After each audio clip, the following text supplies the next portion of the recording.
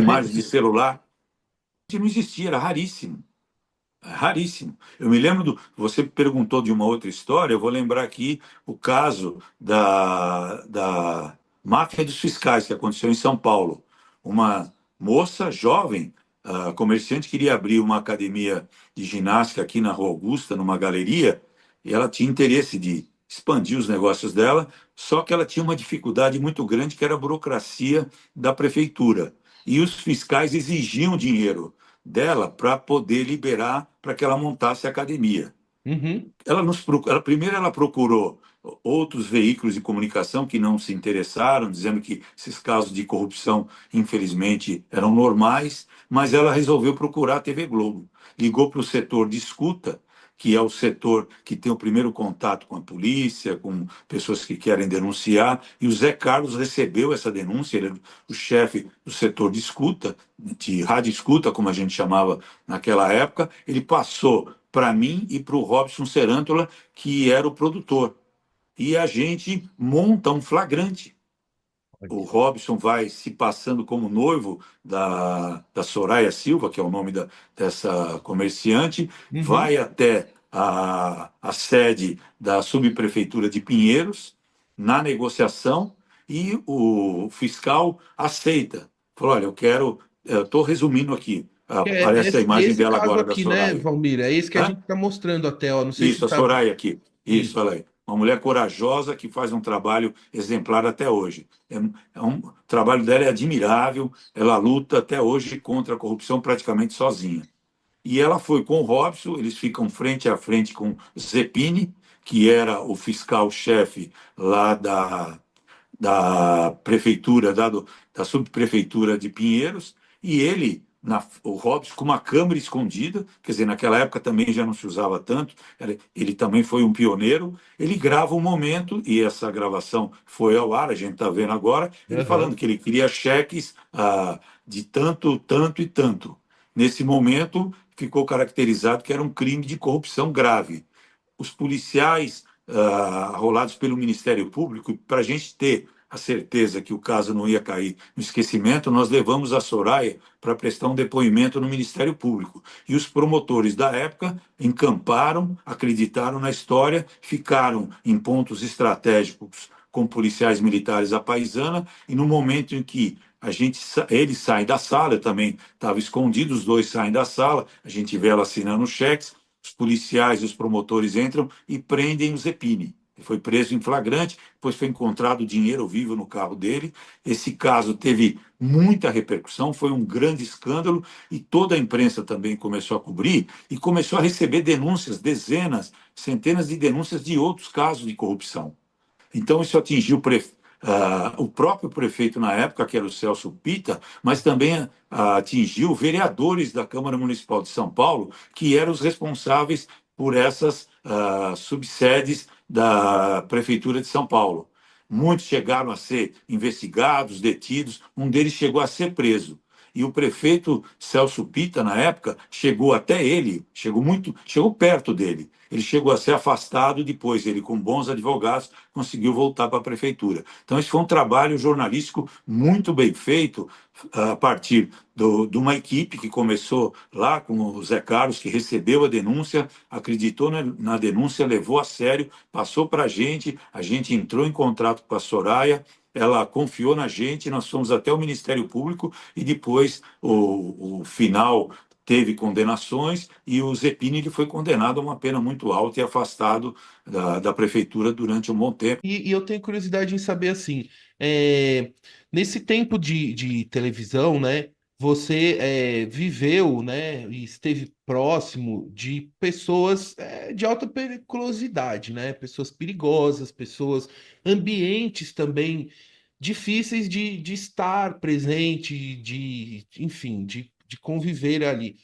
Como que você administrou isso ao longo da carreira, no seu íntimo, no seu pessoal? Porque assim, é dolorido, né? Eu sei que você está contando a história de outra pessoa, é legítimo, a gente tem que contar, tem que registrar, tem que comunicar, mas você é uma pessoa, né?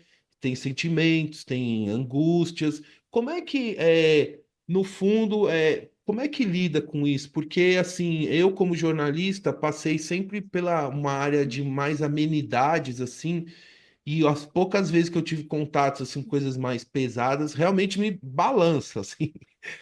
Você, como é que lidou com isso? Como é que isso, como é que intimamente você trabalha com isso? Olha, Paulão, eu sempre converso com estudantes de jornalismo e para mim, é uma situação incômoda. Eu me lembro desde o primeiro crime que eu vi, primeira pessoa assassinada na minha vida, e eu tenho esse flash, essa imagem na cabeça muito clara, que foi um rapaz que estava caído na periferia de Diadema. Eu trabalhava no Diário do Grande ABC, onde eu comecei efetivamente a fazer polícia, e eu fui mandado para lá num final de tarde e tinha um homem caído, jovem, com uma faca no peito. E eu achava que ele estava vivo, porque a sensação que eu tinha é que a faca subia e descia. Então foi a primeira vez que eu tive contato, um contato assim, que me marcou para sempre. E depois de lá para cá, infelizmente, cobri dezenas, centenas de assassinatos, de crimes violentos, de chacinas, de execuções, de acidentes de avião, de carro. Quer dizer, para mim, até hoje é muito incômodo. Eu não fui preparado para isso. Então, eu vejo que muitos alunos e muitos interessados em fazer polícia, e eventualmente eu vou em faculdades, fico ali frente a frente com 50, 60 alunos, e eu pergunto sempre para provocar: quem quer ser repórter de polícia? Lá no fundo, um ou outro levanta a mão, porque é uma área muito difícil. É difícil, é desvalorizada, é incompreendida, é mal vista dentro das redações e os salários são baixos. A violência só cresce. Só que, por isso que eu te falo, eu parti um pouco da prática para a teoria, para tentar entender o aumento da violência e da criminalidade no Brasil. Então, isso me traz muita desesperança, sabe, Paulo? Porque eu só vejo o crime crescer. Quer dizer, o crime que nos preocupa é o roubo do celular, ou a invasão da sua casa, ou um roubo de carro. Mas você tem o crime organizado, que se organiza, se fortalece, e hoje o PCC, o primeiro comando da capital, é uma das facções mais importantes do mundo, que leva milhões, até bilhões em drogas para o exterior. Quer dizer, e ninguém consegue combater. E não existe uma prática, não existe uma teoria, não existe um método, não existe um plano, nem do governo municipal, nem do governo estadual, nem do governo federal para combater o crime. E nós, que ficamos no meio dessa guerra, é que sofremos mais. Mano. Desculpa o desabafo, mas quer dizer, extrapola as coberturas dos crimes que eu fiz no dia a dia, entendeu? Eu tenho mais essa visão e queria, talvez, participar mais desse debate falando da minha experiência pessoal com um pouco da teoria que eu venho aprendendo. Perfeito, perfeito. Não, que relato sensacional e é muito bom ouvir o seu relato e poder compartilhar isso para uma audiência que de repente não tem ideia de como que é o trabalho de um jornalista da área policial, do que vive, que não é só a reportagem ali que vai ao ar, mas tem tanta coisa que envolvem pessoas, né? Envolvem histórias de vida, de famílias, e um profissional lá que está fazendo o papel de jornalista, trazendo esse fato para a sociedade, né? Repercutindo isso frente ao passado. Valmir, me conta um pouquinho e já convidando aqui a audiência a assistir, né, esse documentário que eu já assisti duas vezes, e queria que você contasse um pouquinho, que eu acho que sempre que eu converso com você, eu vi sua entrevista com o Tramontina e ele falou que não ia te perguntar sobre isso, mas eu falei, não posso deixar de perguntar e registrar um pouquinho sobre isso. Então, Paulo, eu com você, até agora a gente conversou sobre os meus feitos, as minhas opiniões, as minhas avaliações sobre a violência e o crime no Brasil e os trabalhos positivos que eu fiz. Mas o caso da escola base, que aconteceu em 94, onde eu fui o primeiro jornalista, trabalhava para a TV Globo e divulguei no Jornal Nacional uma denúncia, depois se comprovou que ela não era verdadeira. Ela não era mentirosa, mas ela não era verdadeira. Existe uma diferença que duas mães acusavam donos de uma escola chamada Escola Base, que ficava aqui no bairro da Aclimação, em São Paulo, de terem abusado dos filhos. E eu fui para a delegacia, fiz a cobertura, conversei com o delegado e 24 horas só coloquei a matéria no ar quando o delegado me disse que ele estava esperando um laudo do Instituto Médico Legal para dizer se uma das duas crianças que poderiam ser vítimas tinham sofrido violência sexual. 24 horas depois eu voltei lá, ele me mostrou um telex, eu não sei se o pessoal lembra o que é o telex, mas é uma informação que vinha numa máquina direto para a delegacia, datilografado, dizendo que o menino tinha ferimentos compatíveis com uma violência sexual. Portanto, o delegado, em tese, tinha uma primeira prova de que poderia ter havido um crime. Eu voltei para a TV Globo, a gente editou a matéria e entrou no Jornal Nacional. Teve uma repercussão nacional, também a imprensa cobriu, todo mundo cobriu do jeito que quis, eu continuei cobrindo, mas o principal erro foi o meu. Primeiro, porque eu devia ter pedido mais prazo, ter cautela, pedido mais prazo para minha chefia antes de divulgar o caso. Eu devia ter conversado melhor com os donos da escola, e eu quero nominar os donos da escola, que é a Maria Aparecida Shimada e seu Aire Shimada, a Paula Milling e o Maurício Monteiro. Isso, Maurício Monteiro, os quatro, que eles eram os donos da escola, tiveram a escola destruída. A Paula Milling, que hoje, para mim, é a maior vítima dessa história, porque ela teve a casa destruída, a escola destruída, o marido foi embora, ela ficou com duas filhas, que hoje já são adultas, ela tem 4 netos, e até hoje ela não recebeu a indenização que ela tem direito do governo do Estado. As outras pessoas moveram processos não só contra o governo do Estado, mas também com os meios de comunicação. A própria Globo teve que pagar a indenização. Globo, Folha, Veja, TV, SBT, SBT, a Band uhum. teve alguns problemas, entendeu? Quer dizer, justo, porque essas pessoas foram injustiçadas. E eu que dei o pontapé inicial, me arrependo profundamente, cometi um erro grave. Então, dos 3.000 crimes que eu cobri, o que mais me marcou foi o caso da escola base, porque eu destruí o destino e a vida de 6 pessoas. E isso é irreversível. Você não vai ver eu acusando absolutamente ninguém. A gente sabe hoje até a verdade, que foi descoberta por uma psicóloga que aparece no documentário, a Marilyn, e ela está escrevendo um livro a respeito. E a Paula Mirim, que sofre até hoje porque ela não recebeu indenização, tem 4 netos, um deles com espectro de autismo, e ela sofre muito. E o documentário me aproximou muito dela, a gente fala 2 vezes, 3 vezes por semana. Eu tento ajudar de alguma forma, Ô, Valmir, mas reparar o erro já não dá mais, né? e está documentado, está registrado, como você falou, é um alerta para que uma próxima geração não cometa esse erro, mas você falou uma coisa que me chamou muita atenção e que a gente vive hoje, que é nas comunidades de WhatsApp, por exemplo, de escola.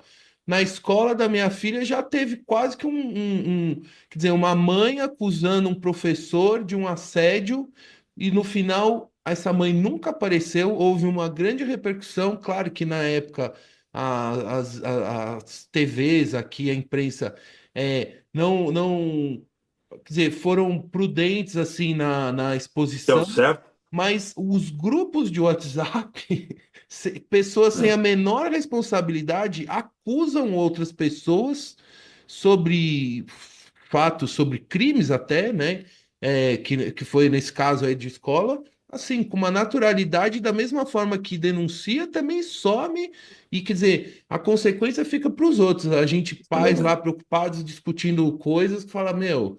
Então, assim, quer dizer, essa reflexão que você fez sobre esse caso, que é até uma coisa que eu já tinha até conversado com você, né, Valmir? Né, Valmir? Você não foi o único que falou sobre o caso, você foi o primeiro. E aí eu sei que tem um monte de coisa que está envolvida dentro de um bastidor de televisão, né? Ainda mais naquela época que era que tem uma pressão para colocar no ar ali. Eu não sei até É o que furo ponto jornalístico, né? um furo. Então, assim, mas você não foi o único. Então, assim, sempre tem que achar um culpado de um erro, né? Então, assim, mas não é justo, né? Na época que o casal era considerado o maior inimigo público do país, acusado de matar a Isabela Nardoni, um crime que repercutiu muito, que eu cobri desde o primeiro dia até o julgamento. E é uma sensação, você falou de cheiros, de sensação É, que a é. gente sente, você está num ambiente ali muito hostil. Porque primeiro que a Ana Carolina Jatobá, a madrasta, e o pai, Alexandre Nardoni, eles têm filhos entre eles, tinham filhos, têm filhos. E eles queriam que a entrevista fosse feita na frente dos filhos. Crianças ficavam ali brincando na sala de um apartamento de um amigo da família deles. E eu falei que não. E foi uma discussão longa que eu não queria fazer na frente deles, porque eles iam se emocionar, etc. Bom, as crianças saíram, a gente fez uma matéria que, na verdade, a nossa intenção era só pegar a declaração deles. Como eles eram acusados pela polícia, pela perícia, pela imprensa, pela justiça, pela opinião pública, eu acho que eles tinham direito de se defender. E a Uhum, gente tenta fazer uma entrevista. Eles choram, o Alexandre Nardoni chora o tempo todo, pede para ir ao banheiro, não fala coisas conectadas, se emociona, diz que não matou a filha, que mesmo depois da morte da filha, ele ia buscar o resto da vida quem matou. Ele parece que ele não cumpriu a promessa, tanto que ele já está fora da cadeia, vivendo com a Jatobá, uhum. já passou até as férias de final do ano numa praia sofisticada no Guarujá. Quer dizer, ele tem uma vida praticamente normal, trabalha com o pai que é advogado, a Jatobá também tem a vida dela, os filhos dos dois já devem ter 18, 19 anos, sabem, obviamente, que os pais estão envolvidos na morte da menina, mas eles negaram o tempo todo. E eu faço duas perguntas que, para mim, eram importantes. O Jatobá, você é acusada de esganar a Isabela. E ela responde, nega, e Alexandre, você é acusado de pegar o corpo da sua filha, cortar a rede da janela e jogar do sexto andar.